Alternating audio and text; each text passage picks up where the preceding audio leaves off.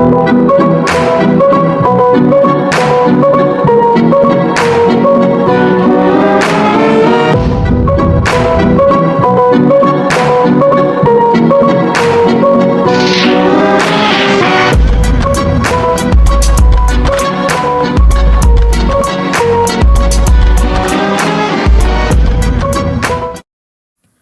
German homelos, I drink coffee and I know things. 59 ეპიზოდის სიტყვა არის ერგლუნი.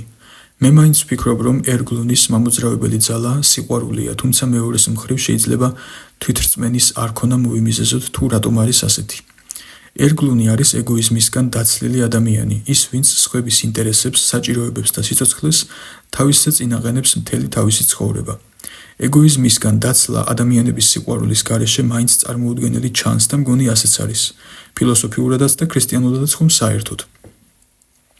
თუმცა ზოგი იტყვის, რომ ერგლუნს უბრალოდ თავდაჯერებულობა ეკლდა ყოველთვის, თავის რწმენა არ ჰქონდა და ეს ხარვეზი რომ გადაეფარა, აირჩია ვიღაც ან ვიღაცები, ვის ცხოვრებასაც თავისზე წინ დააყენებდა და მერე გმირის როლს შექმნიდა. ადამიანი დიდი მომავლით, რომელმაც საკუთარ წარმატებას მეუღლის, შვილების, დის, ძმის ან ვინმე სხვისთვის ცხოვრების მიწუნა არჩია. არა და უბრალოდ რწმენა არ ჰქონდა თავისი თავის, რომ 1, 2, 3 და 15 დაცემის შემდეგ კიდევ წამომდგარიყო ფეხზე და გაეგრძელებინა თავისი მიზნებისთვის ბრძოლა. თუმცა მართლა არსებობენ ერგლუნები, რომლებსაც სხვა ადამიანები თავიანთ თავებზე მეტად უყვართ და ოდნავ არ ნანობენ, რომ მთელი ცხოვრება მათ მიუძღვნეს. თუმცა ისეც არის, რომ ნანობენ, მაგრამ უკვე გვიანია.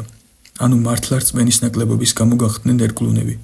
ასეა თუ ისეა, ეს კატეგორია ადამიანებისა პატივისცემას და შემჩნევას მაინც იმსახურებენ. ურთულესია და დიდი სულიერი სიმტკიცე სჭირდება, რომ საკუთარ ეგოს თავი დააღწიო, შეიყვარო ვიღაც შენს თავზე მეტად და თან მას მიუძღვნა შენი მთელი ცხოვრება.